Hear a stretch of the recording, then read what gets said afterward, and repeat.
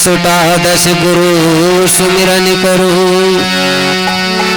किया सुटा 10 गुरु सुमिरन करो, पुनि लऊं को पार को नामो, सगा देव विनती करो, कि करो सदा कल्याणो, कि अमर कोट महिमा अमितो, कि पुण्य मिता सारो, पतित पावनी नर्मदा की पाप करो ने तो छारो,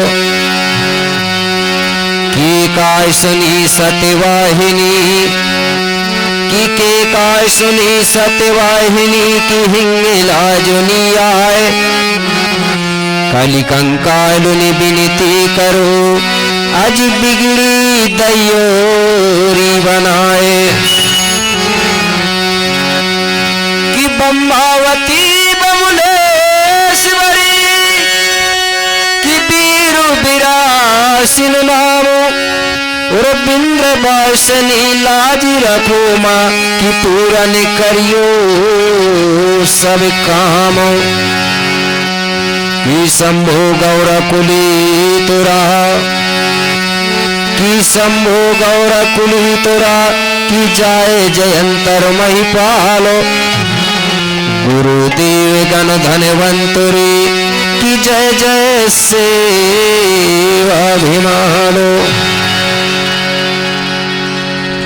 हे प्रकृति शक्ति पंच तत्व फड़ा बहन, बूढ़ा देव बूढ़ी दाई, धर्म गुरु कुपार लिंगो बाबा, क्रांति की देवी रायतर जंगो माता, और कालंकों को काटने वाली माता कली कंकाली दाई, मैं आपसे कोटि कोटि बंदन सेवा जोहार करता हूँ, निवेदन करता हूँ, आप मुझे ऐसी शक्ति देना, ऐसा ज्ञान देना, जिससे कि मैं धरती पर रहने वाले समस्त जीव प्राणियों के हित के लिए, समस्त सगा समाज की भलाई के लिए सबको सतमार्ग दे सकूं और सबका जीवन को सुखमय बना सकूं, ऐसा मुझे ज्ञान देना बाबा। मैं आपको कोटि कोटि बंदन नमन सेवा जोहार करता हूं। बोलिए शंभो गौराना। बहुत बहुत धन्यवाद। आप सबको शंभो गौरा सद्बुद्धि दे, सद्ज्ञान दे, सतमार्ग दे, आपका जीवन सुखमय हो, ऐसी आपके लिए कामना करता हूं और आपको ले चलता हूं कोई अपने गोंडी गाथा की ओर। सभी लोग ध्यान से सुनेंगे। बहुत बहुत धन्यवाद।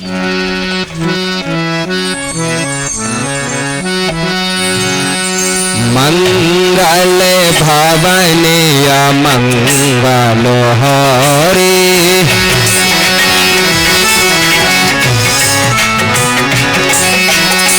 मंगल भवन मंगलो हरे,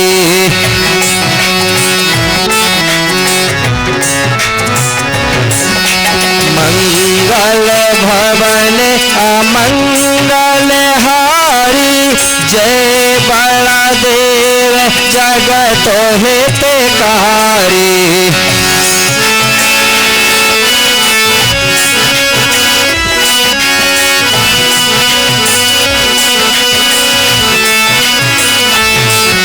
जय बड़ा देव जगत हितकारी,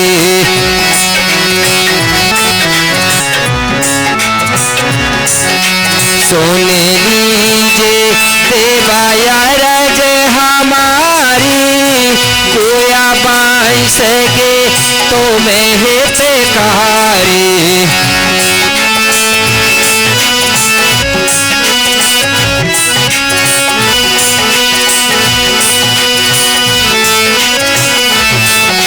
कोया बाई सके तो मैं हितकारी,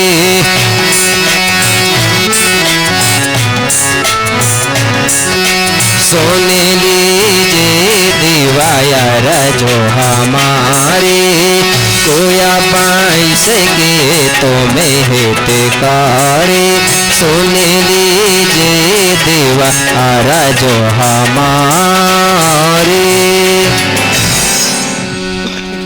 तो प्रिय सज्जनों, एक समय चंद्रपुर चांदागढ़ के राज्य करने वाले गोंड राजा बीरसाह अतराम जी अपनी समस्त समाज सहित अपने गुरु विक्रमदेव के साथ बैठे हुए थे। उसी समय गुरु विक्रमदेव ने गोंड राजा बीरसाह अतराम जी को जो गाथा सुनाया था, वही गाथा आपको मैं सुनाने जा रहा हूँ। तो मैंने आपको कल बताया था जीव जगत की उत्पत्ति के बारे में। तो सबको मालूम होगा कि जीव जगत की उत्पत्ति कहाँ से हुई है। कल मैंने ये बात बताया था। वो कौन सा टीला है जहाँ से हमारा बेल वंश चला, उस टीला को किस नाम से आज हम लोग जानते हैं। जिसको अगर मालूम होगा तो एक बार हाथ उठा के बताएंगे। कल बताया हूँ कौन सा टीला है जहाँ से जीव जगत की उत्पत्ति हुई है। जिसको मालूम हो तो हाथ उठा के बताएं। कल बताया हो ना, इतने लोगों को मालूम है, फिर भूल जाते हैं आप लोग। ठीक है, अगर कोई पूछेगा कि हमारा जो जन्म स्थल है उसको किस नाम से जाना जाता है, तो क्या बताओगे आप लोग। इसलिए बोल रहा था मैं कि नोट करते जाना। ठीक है, किस नाम से जानते हैं? अमरकोट या अमरकंटक के नाम से बताया था ना मैंने कल। तो यही से हमारी वंश बेला चली हुई है। तो ये बात मैंने कल बता चुका हूँ। अब आगे क्या हुआ, गुरु विक्रमदेव गोंड राजा बीरसाह से आगे की गाथा सुनाते हुए बोले। क्या बोले? गुरु विक्रम बोले हैं बानी, बीरसाह सुनो आगे की कहानी।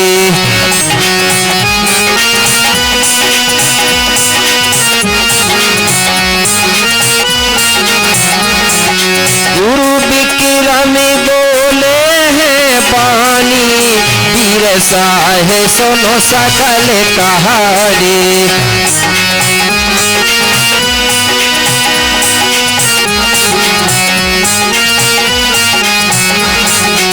बीरसाह सुनो आगे की कहानी, बीरसाह सुनो आगे की कहानी।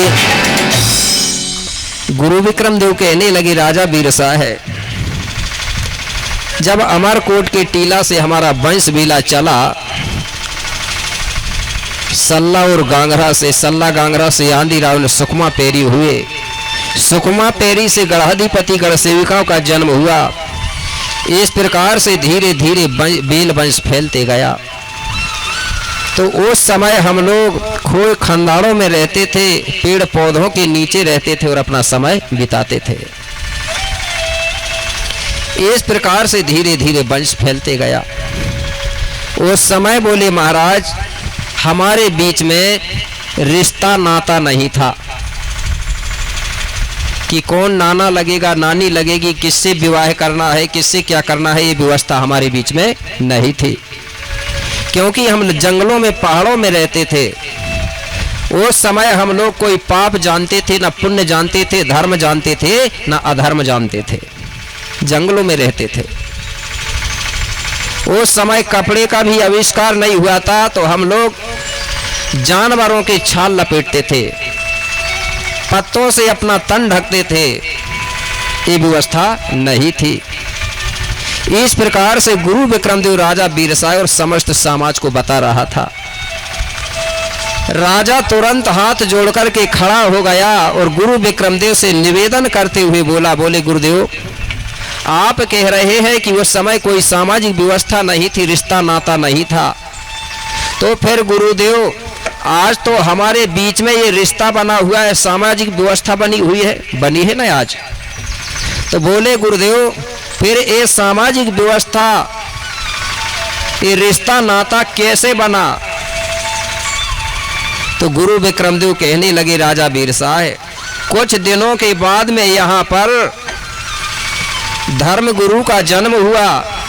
उसी गुरु ने बोले ये व्यवस्था को बनाया। बोले सबसे पहले, बोले गुरुदेव, वो कौन गुरु है जिसने हमारी सामाजिक व्यवस्था को बनाया है? अतः आप कृपा करके उस गुरु की गाथा सुनाइए जिसने गोंडी सामाजिक व्यवस्था को बनाया है। क्योंकि हम लोग गोंडी व्यवस्था को मानते हैं, लेकिन उसके बनाने वाले गुरु का बारे में नहीं जानते हैं। नहीं जानते ना, तो ये बात हमको जानना बहुत जरूरी है। अगर कोई पूछने लगे कि तुम गोंडी संस्कृति को मानते हो, ये गोंडी व्यवस्था को बनाने वाला गुरु कौन है, अगर आप नहीं बताओगे तो फिर अच्छा नहीं लगेगा ना। इसलिए हमको जिसने ये व्यवस्था बनाया है उस गुरु को जानना बहुत जरूरी है। उसी गुरु के बारे में गुरु विक्रमदेव से राजा बीरशाह पूछते हैं, कैसे?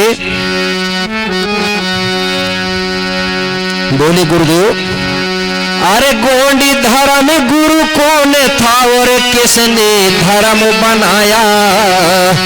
बोले महाराज गुरुदेव, अरे गोंडी धर्म गुरु कौन था और किसने धर्म बनाया? अरे वही गाथा बतलाइए सुनन हेतु मन ललचाया।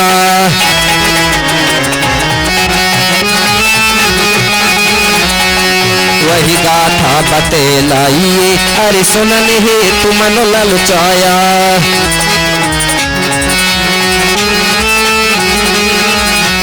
अरे सुनन हेतु मन ललचाया, सुनन हेतु मन ललचाया।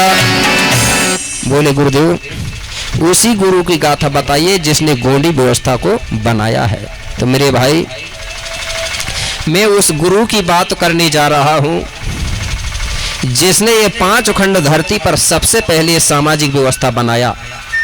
जितने भी यहाँ गुरु हुए हैं सब बाद के हैं, सबसे प्रथम गुरु है 5 खंड धरती का, जिसने ये व्यवस्था को बनाया था। तो गुरु विक्रमदेव कहने लगे राजा बीरशाह कि बहुत पुरानी बात है, आज सुन राजा दे ध्यान। और पूर्व कोट के थे राजा, अरे पुलसिव था जिसका नाम। बोले महाराज, बहुत पुरानी बात है।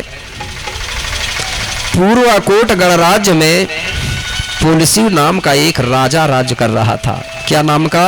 पुलसिव। नोट कर लेंगे जो लिखना चाहते हैं। तो पूर्वकोट गणराज्य में पुलसिव नाम का एक राजा राज्य कर रहा था कि जिसकी रानी थी हिरवा। महाराज, कि जिसकी रानी थी हिरवा, सुंदर चतुर सुजानो, और प्राकृति के पूजक थे कि प्राणी दो महान। बोले महाराज, राजा पुलसिव की जो पत्नी है जिसका नाम था हिरवा देवी, हिरवा रानी, इस प्रकार से दोनों राजा रानी प्राकृतिक शक्ति फड़ापेन के सेवक थे, पुजारी थे। बोले महाराज, प्राकृतिक बड़ादेव की कृपा से पूर्वकोट गणराज्य में धन दौलत भरपूर था, सब लोग सुखी थे, सब अपना जीवन बड़े आनंद और खुशियों से बिता रहे थे। कैसे? जहाँ संपत्ति भरे पूरे अपार,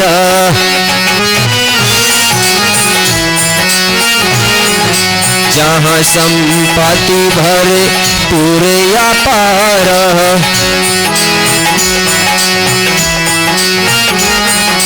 गूंजे जहाँ जय सेवा की नारा,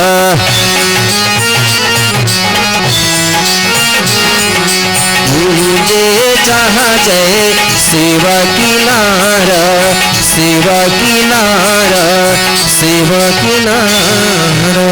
जहाँ पर सब लोग प्रकृति की सेवा करते थे, प्रकृति की कृपा से धन दौलत भरपूर था, सब सुखी थे।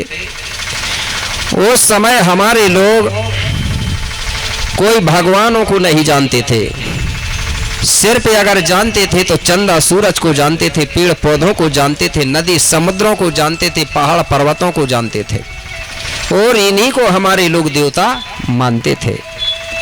इसके पहले कोई जैसे आज दुकानों में मिल रहे हैं ना, देवी देवता पुत्रा पुत्रिया, ये नहीं थे, जानते ही नहीं थे हमारे लोग।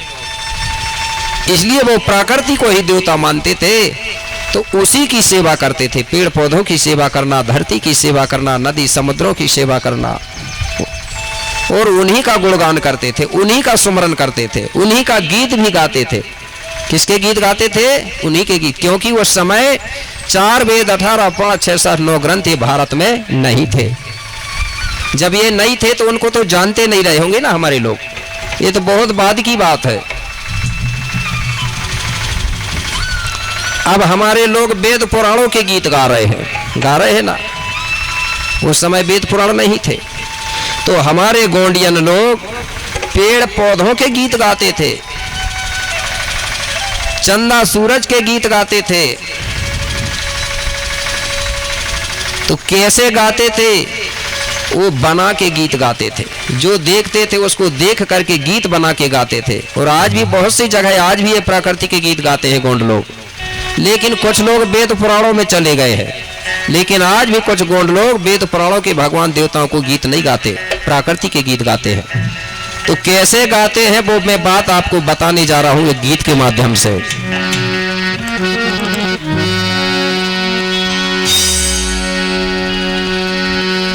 कि धरती दाई तो है बंदने करो,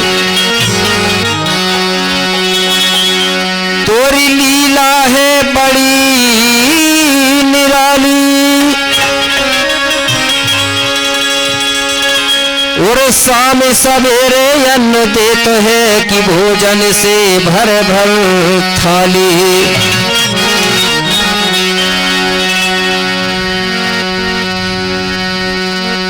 और कि जात पात का भेद नहीं, अरे सबसे है बराबर प्यारो। और ऐसी माँ के चरणन में की जय जय सेवा जोहर। कि 5 तत्व बड़ा देव है, कि 5 तत्व बड़ा देव है। कि कण कण में जिनका वासो। और 5 देव रक्षा करे कि धरती जल वायु अग्नि और आकाश। यहाँ पर हमारे लोग 5 देव रक्षा करें, ब्रह्मा विष्णु महेश कहते हैं, ठीक है ना। जबकि 5 देव रक्षा करने वाले कौन है?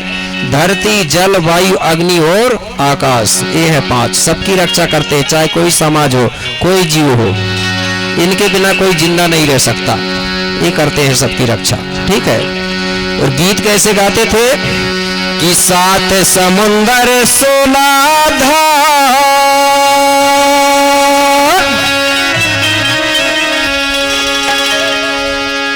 झीला झापट बंदो पहाड़ जी, झीला झापट बंदो।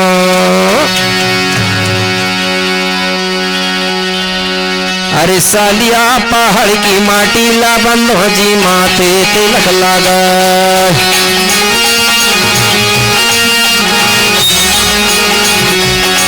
अरे सालिया पहाड़ की माटी ला बंदो जी, माथे तिलक लगा।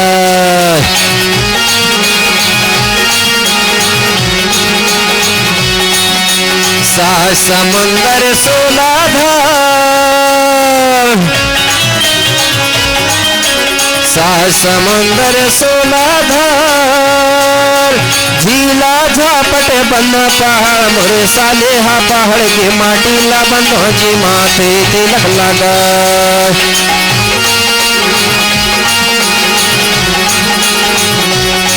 अरे सालेहा पहाड़ के माटी ला बंदो जी, माथे तिलक लगा।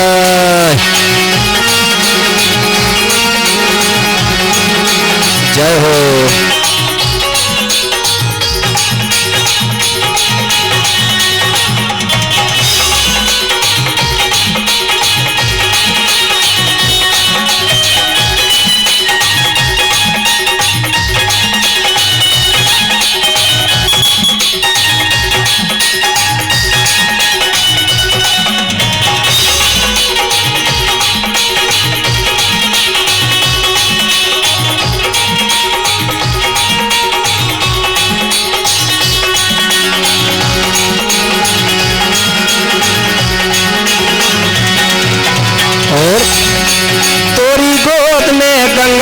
नर्मदा निर्मल जल में नहाथने उदाई निर्मल जल में नहाथने गा।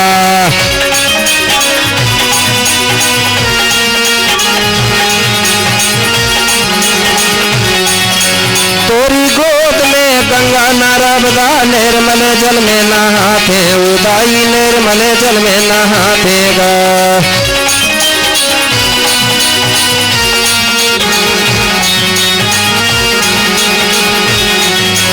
तोरी कोरा में फिल कूद के तोर हमें पूते कहा थे उदाई तोर हमें पूते कहा थेगा।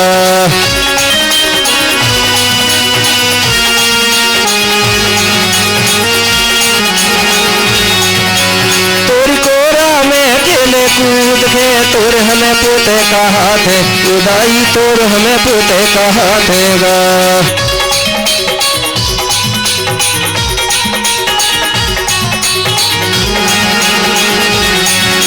सात समुंदर 16 धार, सात समुंदर 16 धार, झीला झापटे बंदो पहाड़ मुरे कावर धार, ये माटीला बंदो जी माथे तिलक लगा।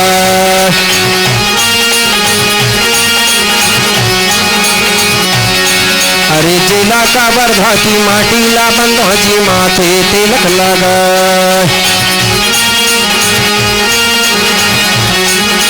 जय हो।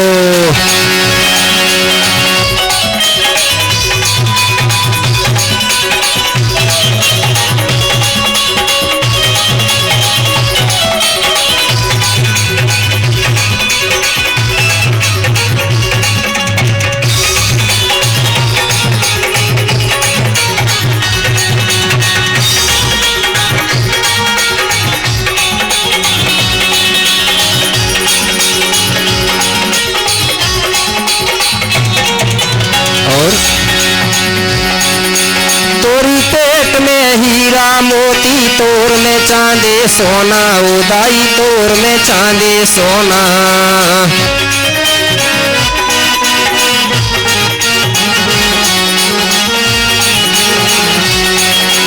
तोरी पेट में हीरा मोती तोर में चांदी सोना उदाई तोर में चांदी सोना।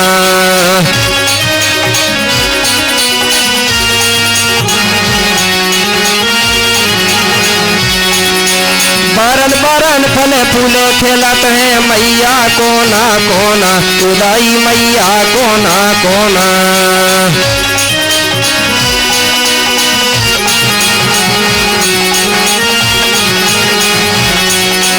बारन बारन फल फूले खेलत है मैया कोना कोना उदाई मैया कोना कोना।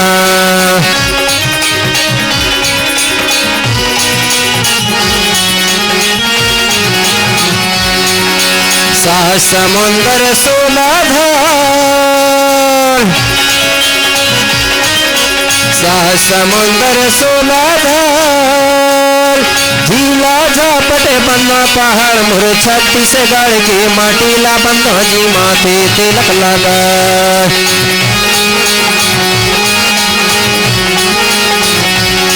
अरे छत्तीसगढ़ के माटीला बंदो जी माथे तिलक लगा।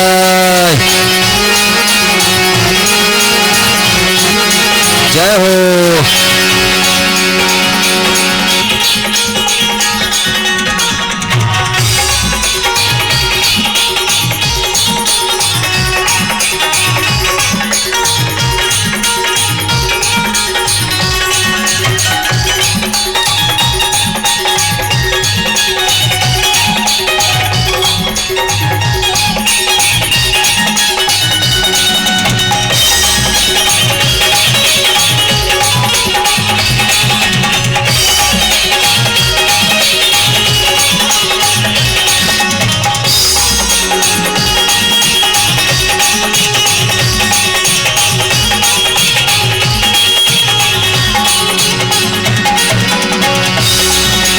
और तोरी गोद में जन्म लाए माँ लिंगो जी महाराज उदाई लिंगो जी महाराज।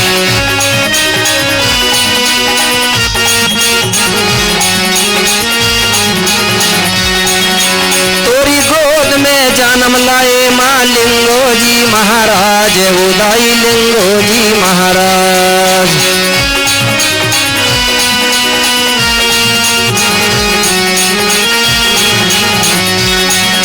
तोरी सेवा करे बावन गण जीते राजा संग्राम साहे उदाई राजा संग्राम साहे।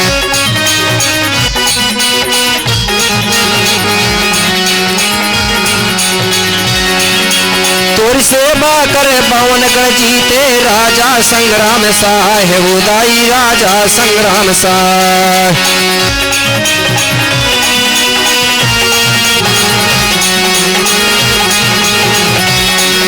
सात समुंदर 16 धाम, सात समुंदर 16 धाम, झीला झापटे बन्ना पहाड़ मोरे गोंडवाना की माटीला बंदो जी माथे तिलक लगा।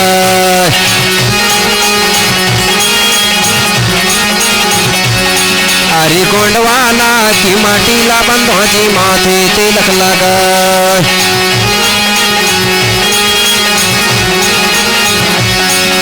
सात समुंदर 16 धाम, सात समुंदर 16 धाम, झीला झापटे बन्ना पहाड़ मोरे सालिया पड़ाव के माटीला बंदो जी माथे तिलक लगा।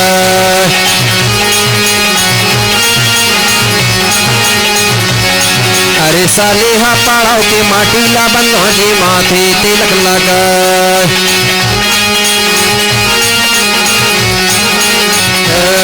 अरे सालिहा पड़ाव के माटीला बंदो जी माथे तिलक लगा। अरे छत्तीसगढ़ के माटीला बंदो जी माथे तिलक लगा। अरे छत्तीसगढ़ के माटीला बंदो जी माथे तिलक लगा। अरे छत्तीसगढ़ के माटीला बंदो जी माथे तिलक लगा।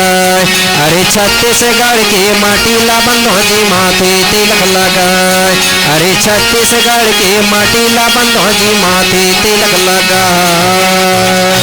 बोलिए धरती दाइला। इस प्रकार से पूर्वाकोट गणराज्य की जो प्रजा है प्रकृति के गीत गाती थी और प्रकृति की सेवा करती थी और अब अपना समय व्यतीत कर रही थी। धीरे धीरे मेरे सगाजनों राजा पुलसियों के विवाह के लगभग 5 साल हो चुके थे, 5 वर्ष हो चुके थे। राजा के पास सब कुछ था, लेकिन 5 वर्ष के बाद भी राजा के यहाँ कोई संतान नहीं हुई। राजा की एक भी संतान नहीं थी। इसलिए क्या हुआ, राजा रानी संतान के बिना बड़े दुखी थे। अरे बिन संतान दुखित दो प्राणी, दुखित दो प्राणी। अरे यही विधि बिता रहे थे जिंदगानी, यही विधि बिता रहे थे जिंदगानी। बिन संतान दुखित राजा रानी, बिन संतान दुखित दो प्राणी। राजा पुलसियों के पास धन दौलत भरपूर था, सब कुछ था, लेकिन राजा की संतान नहीं थी। इसलिए राजा रानी बड़े दुखी थे। राजा रानी दोनों सोचते थे कि प्रकृति की कृपा से, बड़ा देव बूढ़ा देव की कृपा से मेरे पास धन दौलत सब कुछ है, लेकिन मेरी एक भी संतान नहीं है। मेरे मरने के बाद पूर्वाकोट गणराज्य का राजपाट कौन चलाएगा? ऐसा सोच सोच करके राजा रानी बड़े दुखी थे, क्योंकि विवाह के लगभग 5 वर्ष हो चुके थे। इस प्रकार राजा रानी बड़े दुख के साथ अपना समय बिता रहे थे। मेरे भाई, धीरे धीरे समय बीतते गया। कुछ दिनों के बाद में एक दिन रानी हिरवा अपने मन ही मन में सोचती है कि आज मैं नदी के पास जाकर के तोया फल खाती। रानी का मन हुआ उमर के फल खाने का, गूलर के फल खाने का, बूमर के फल खाने की इच्छा हुई रानी हिरवा की। तो रानी हिरवा ने क्या किया, घर में एक पिंजरे में तोता पला हुआ था, रानी हिरवा ने उस तोते वाले पिंजड़े को उठाई और तोते को लेकर के घर से निकली और चलते चलते वो नदी के पास पहुंची। नदी में जाके देखी तो नदी के किनारे ढेर सारे गूलर के पेड़ लगे हुए थे, मतलब डूमर के वृक्ष जो फले थे और पके थे। रानी हिरवा ने जो तोते वाला पिंजड़ा है उसको जमीन पर रख दिया और पिंजड़े के दरवाजा खोलती है तो पिंजड़े से तोता निकला और निकलने के बाद वो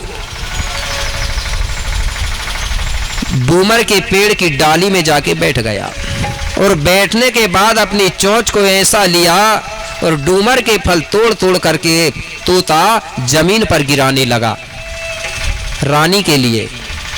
रानी ने जैसे ही देखी तो रानी पेड़ के नीचे जाकर के वो डूमर के फल उठा उठा करके खाने लगी और अपनी भूख को मिटाने लगी। इस प्रकार रानी हिरवा ने खूब फल खाई। थोड़ी देर के बाद अचानक हुआ क्या, बाबा शंभू की कृपा से वहां पर एक काला नाग आया, भुजंग गोंडी में तड़ास बोलते हैं, सर्प आया। जिस पेड़ पर तोता बैठा था उसी पेड़ के पास पहुंचा और उसी पेड़ में वो नाग देवता चढ़ने लगा। जैसे ही तोता ने नीचे की तरफ देखा तो तोता घबरा गया नाग देव को देख करके। अरे बोले नाग देव आ रहा है। तोता घबरा कर वहां से भागा और पिंजड़े में जाके घुस गया। अब रानी ने देखी कि ये तोता भाग के क्यों आ गया, तो रानी देखती है कि उस पेड़ पर नागदेव चढ़ रहा है। रानी हिरवा समझ गई कि ये नागदेव के डर से ये तोता भागा है। बोले ये नागदेव ने मेरा पूरा काम बिगाड़ दिया, अब मेरे लिए फल कौन गिराएगा। रानी पछताने लगी और उसी समय नागदेव क्या करता है, पेड़ में चढ़ा और चढ़ने के बाद अपनी पूंछ को ऐसा हिला हिला करके डूमर के फल गिराने लगा। रानी देख रही है और नागदेव पूंछ से डूमर के फल तोड़ तोड़ कर गिरा रहा है। नागदेव समझ गया कि रानी डर रही है और तोता भी पिंजड़े के अंदर से बोलता है। तोता बोले रानी ये जो नागदेव है वो तुम्हारे लिए ही फल गिरा रहा है, इन फलों को उठा उठा कर खाइए। रानी कहने लगी बोले तोता नागदेव में जहर होता है, इन फलों में जहर लग गया होगा, इनको अगर खाऊंगी तो मुझे जहर लग जाएगा, मैं मर जाऊंगी, इसलिए मैं बिल्कुल नहीं खाती। तोता कहने लगा बोले रानी नागदेव के मुख में जहर होता है, पूंछ पे नहीं होता। ये जो नागदेव है ये बाबा शंभू की कृपा से आया है, ये तुम्हारे लिए ही फल गिरा रहा है, इन फलों को तुम उठा उठा कर खाइए और अपनी भूख मिटाइए, आपको जहर नहीं लगेगा। रानी कहने लगी तोता मुझे डर लगता है। बोले नहीं रानी, अगर आप इन फलों को खाओगी तो बाबा शंभू से आपको आशीर्वाद मिलेगा, बाबा शंभू का आशीर्वाद मिलेगा। बोले कौन सा। बोले रानी तुम्हारे विवाह के 5 वर्ष हो चुके हैं, तुम्हारी एक भी संतान नहीं है, अगर आप ये नाग के द्वारा गिराए हुए फलों को खाओगी तो बाबा शंभू से आपको वरदान मिलेगा, आशीर्वाद मिलेगा कि तुमको बोले कहीं ना कहीं से पुत्र की प्राप्ति होगी। आप बोले विश्वास करो।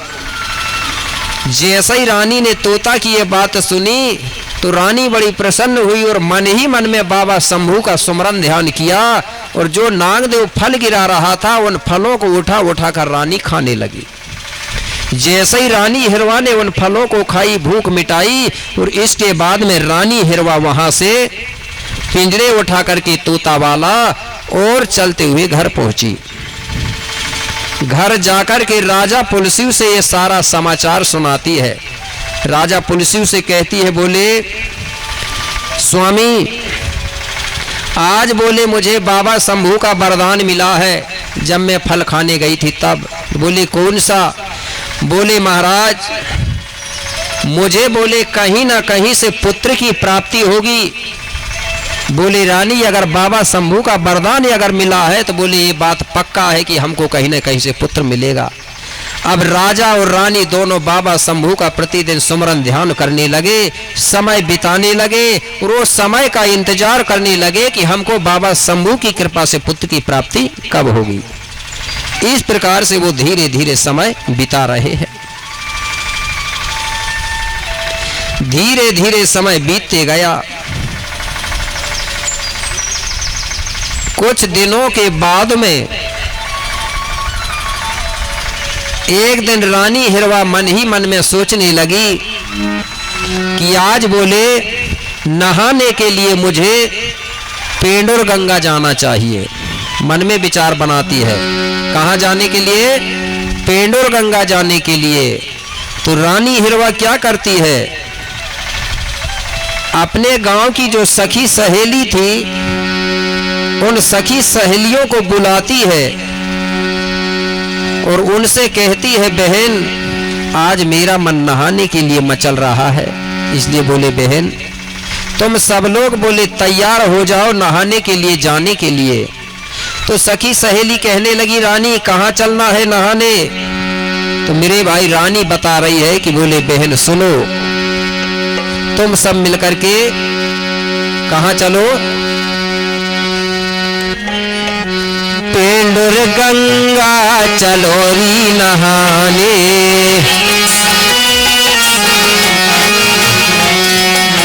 पेंडुर गंगा चलोरी नहाने,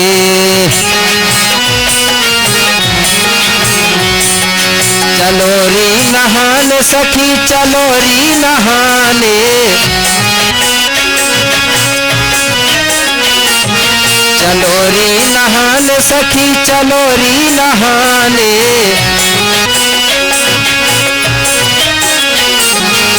सपरे बिना जिया नहीं माने,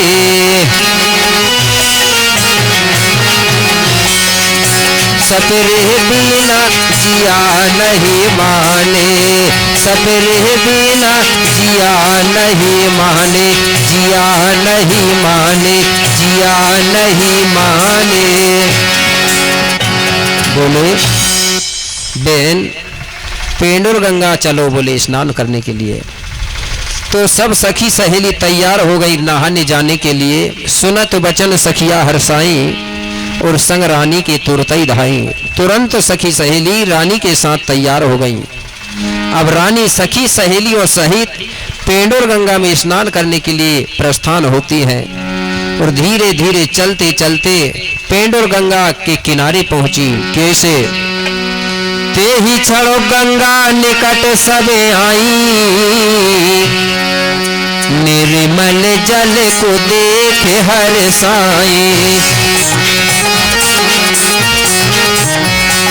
निर्मल जल को देख हर साई,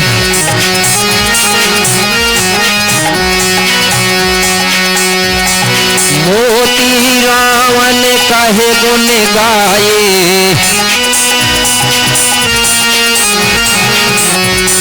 मोती रावण कहे गुण गाए,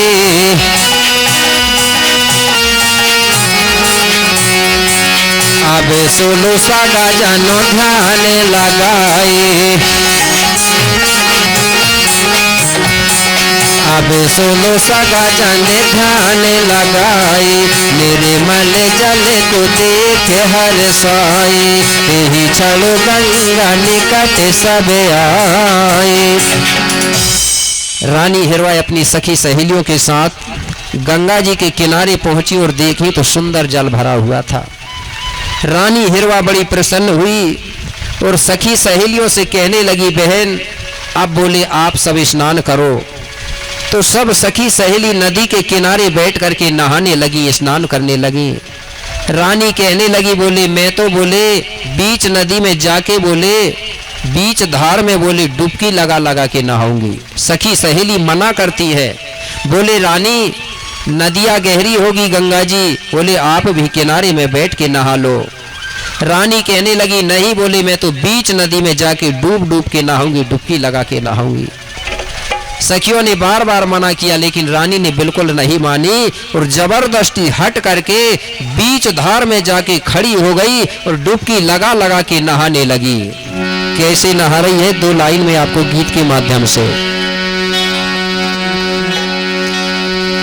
अरे पानी में रानी, अरे पानी में रानी नहाए रही रे बीच गंगा में जाके।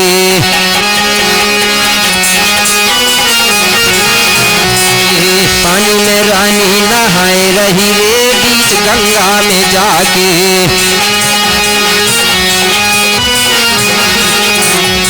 गंगा में जाके, हाँ गंगा में जाके, गंगा में जाके, हाँ गंगा में जाके। ओ पानी में रानी नहाए रही रे बीच गंगा में जाके।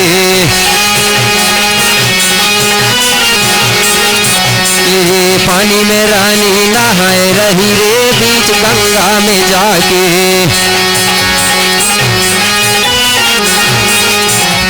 जय हो।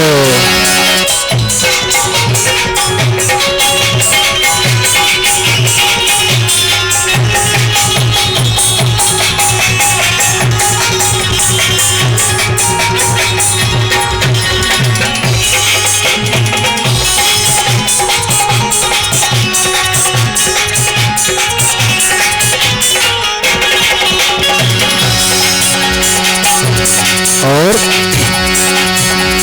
गंगा बीच जा रानी नहाए रही, मनो ही मन में हाँ खुशियां मनाए रही। गंगा बीच जा रानी नहाए रही, मनो ही मन में हाँ खुशियां मनाए रही। और सुध बुध सारी भोलाए गई रे बीच गंगा में जाके। ये पानी में रानी नहाए रही रे बीच गंगा में जाके। जाके पानी में रानी नहाए रही रे बीच गंगा में जाके।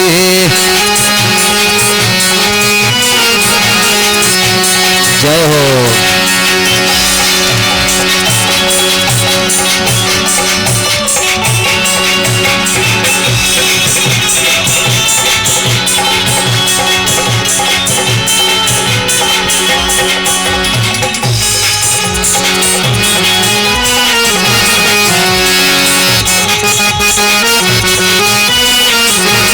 जाके पानी में रानी नहाए रही रे बीच गंगा में जाके।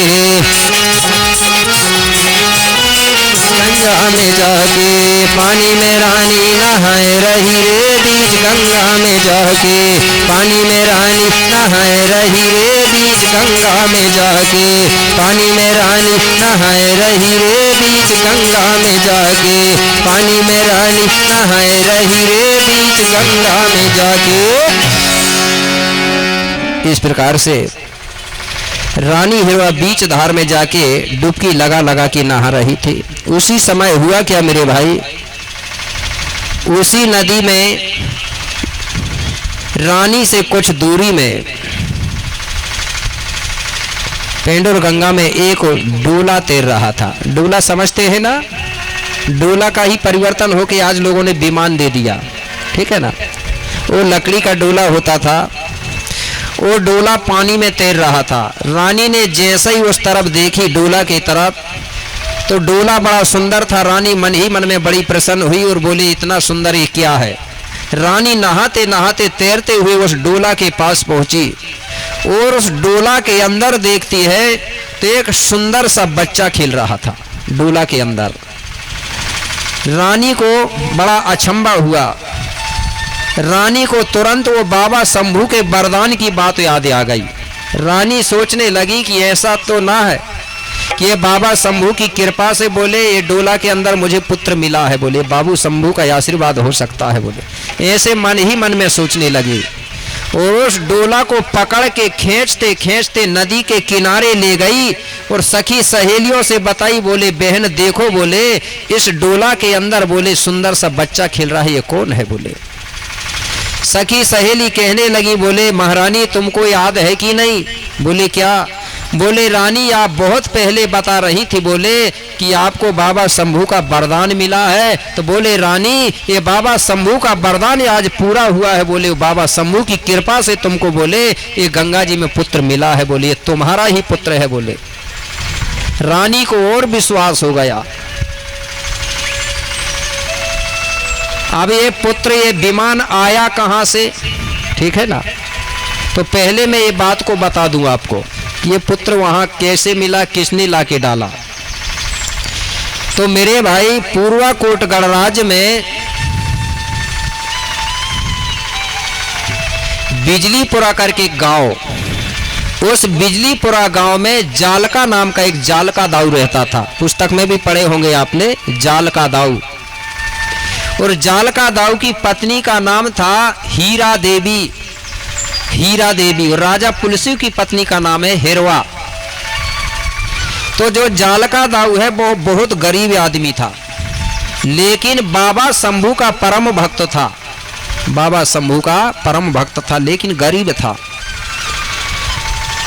तो जालका के यहाँ रात्रि के समय में लगभग बताया जाता है 12 बजे, रात्रि के 12 बजे पुत्र का जन्म हुआ था जालका दाऊ के यहाँ, हीरा देवी के यहाँ।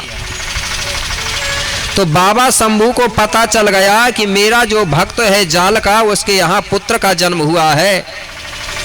तो बाबा शंभू सुबह सुबह जल्दी जालका के घर पहुंचा और जालका से कहने लगा, जालका दाऊ तुम्हारे घर में जो पुत्र का जन्म हुआ है उस पुत्र को बोले आप मुझे दान में दे दो। जालका दाऊ कहने लगा, बोले बाबा शंभू एक ही तो मेरा पुत्र हुआ है और उसी को आप मंगलोगे तो मैं क्या करूंगा। जालका दाऊ मतलब मना करने लगा। तो बाबा शंभू समझाते हुए बोला, बोले जालका दाऊ तुम्हारे घर में जो पुत्र का जन्म हुआ है वो पुत्र साधारण नहीं है, वो कोई होनहार बालक है और तुम गरीब हो। इस बच्चे की तुम पूरी पढ़ाई लिखाई की व्यवस्था नहीं कर पाओगे, पालन पोषण की व्यवस्था नहीं कर पाओगे, क्योंकि तुम गरीब हो और तुम्हारा बच्चा होनहार है। इसलिए उस बच्चे को आप मुझे दान में दे दो। उस बच्चे को मैं ऐसी जगह पहुंचाऊंगा कि उस बच्चे की सारी शिक्षा दीक्षा पालन पोषण की पूरी व्यवस्था हो जाएगी। और तुम्हारा जो बच्चा है वो आगे चल करके बोले 5 खंड धरती का गुरु बनेगा, जिसको जगत के लोग उसकी व्यवस्था पर चलेंगे, मतलब जगत गुरु कहलाएगा। तो जालका दाऊ बड़ा प्रसन्न हुआ और अपने पुत्र को लेकर आया हीरा रानी देवी के साथ और बाबा शंभू के गोद में सौंप दिया। तो उसी पुत्र को बाबा शंभू ने क्या किया, रानी हिरवा के आने से पहले, नहाने के आने से पहले लकड़ी का डोला बना करके और उस लकड़ी के डोला में रख करके वहां पर नदिया में छोड़ दिया था।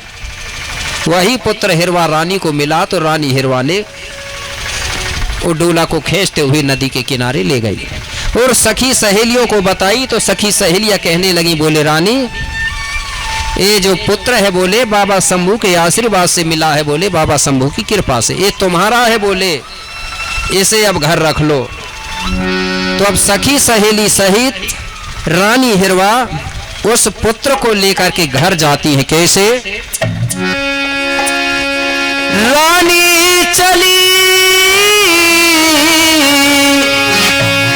रानी चली महल की ओर, संग लिया तीनों सुंदर छोरा।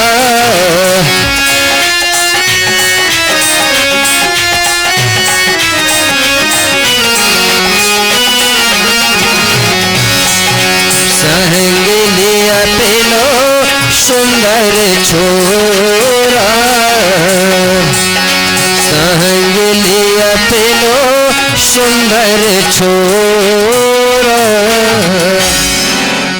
रानी सखी सहेलियों सहित उस पुत्र को लेकर घर पहुंची और घर पहुंच करके रानी हिरवा ने राजा पुलसिव से सारा समाचार सुनाई।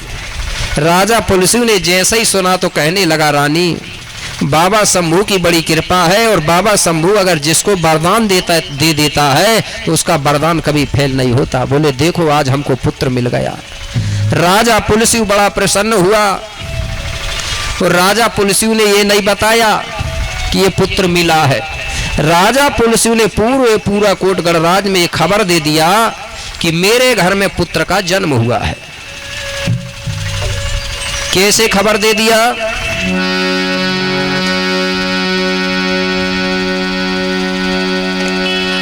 अरे गली गली और गांव शहरों में, अरे मच गया भारी हल्ला रे। अरे पुलिस के घर जन्म भयो है सुंदर सोए के ललना रे।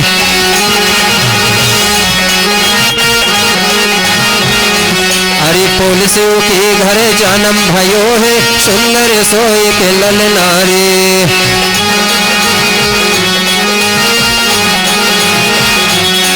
गली गली और गाँव शहर में, गली गली और गाँव शहर में, अरे मचो है भारी हल्ला रे। अरे मचो है भारी हल्ला रे। अरे पुलिस के घर जन्म भयो है सुंदर सोए के लल्ला रे।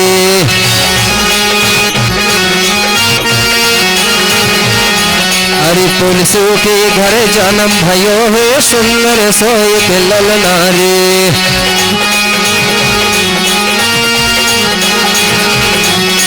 जो हो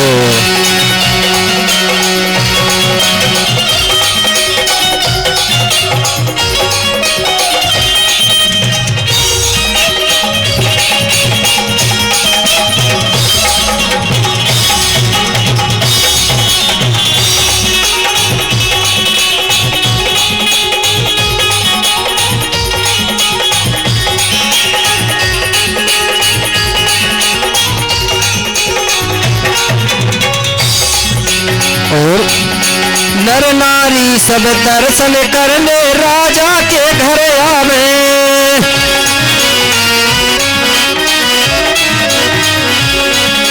नर नारी सब दर्शन करने राजा के घर आवे।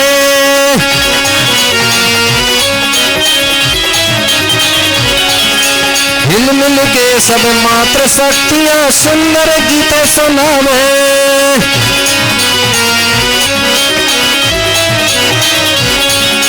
हिल मिल के सब मात्र शक्तियां सुंदर गीत सुनावे।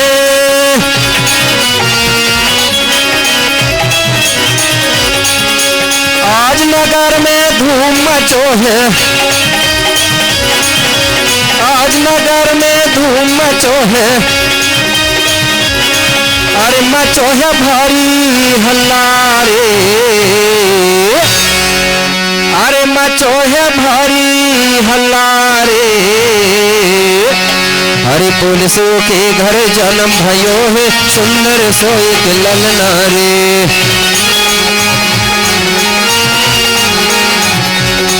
अरे पुलिस के घर जन्म भयो है सुंदर सोए के ललना रे।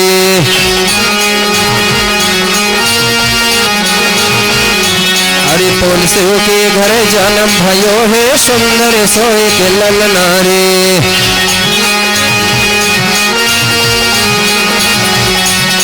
जो हो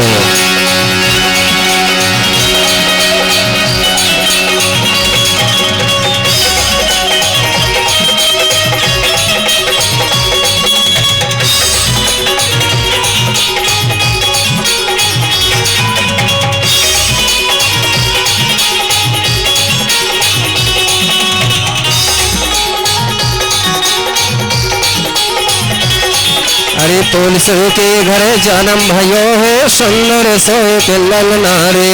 पुलिसो के घर जन्म भयो है सुंदर सोई के ललना रे। पुलिसो के घर जन्म भयो है सुंदर सोई के ललना रे। बोलिए बुढ़ाल पेंता।